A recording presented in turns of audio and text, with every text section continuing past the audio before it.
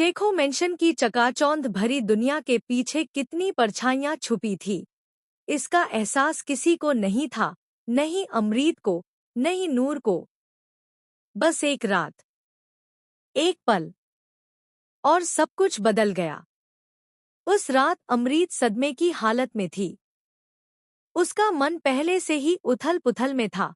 आंसू उसकी आंखों में तैर रहे थे और वह बिना सोचे समझे गाड़ी चला रही थी। अंधेरी सड़क पर उसके हाथ स्टीयरिंग पर कांप रहे थे।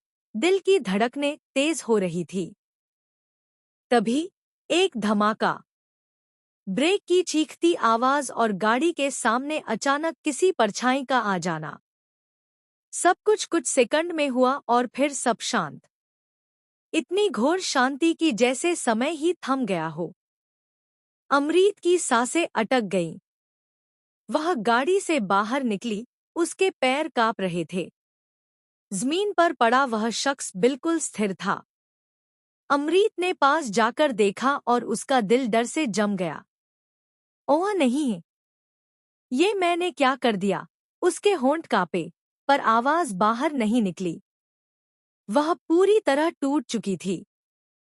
उसे लगा जैसे दुनिया उसी क्षण उसकी मुट्ठी से फिसल रही हो। लेकिन यह हादसा सिर्फ एक दुर्घटना नहीं था, यह एक तूफान था, जो पूरे शेखो परिवार को हिला देने वाला था। सुबह होते होते शहर में सनसनी फैल चुकी थी। टीवी चैनलों पर ब्रेकिंग न्यूज चल रही थी। शेखो मेंशन से जुड़ा शख्स सड़क हादसे में घायल, हालत नाजुक। दोषी को सख्त सजा मिलनी चाहिए। एंकर की आवाज मानो हर घर में नहीं, सीधे शेखो मेंशन की दीवारों पर हथौड़े की तरह पड़ रही थी। परिवार का हर सदस्य सदमे में था और सीधे सवाल उठ रहे थे। अगर यह हादसा शेखो परिवार के किसी सदस्य ने किया है तो क्या उसे कानून के हवाले नहीं किया जाना चाहिए? उधर अमरीत डर से सहमी हुई बैठी थी। उसके हाथ अब भी ठंडे थे, आंखें लाल थी, पर वह कुछ बोलने की हिम्मत ही नहीं जुटा पा रही थी। उसे बस इतना महसूस हो रहा था कि अगर वह सच बोलेगी तो सब कुछ खत्म हो जाएगा। उसकी जिंदगी, उसका परिवार, उसकी इज्जत, सब। तभी एक हल्की सी आहट हुई। नूर उसके कमरे में दाखिल हुई। उसने अमरीत के चेहरे की हालत देखी और एक ही पल में सब समझ गई।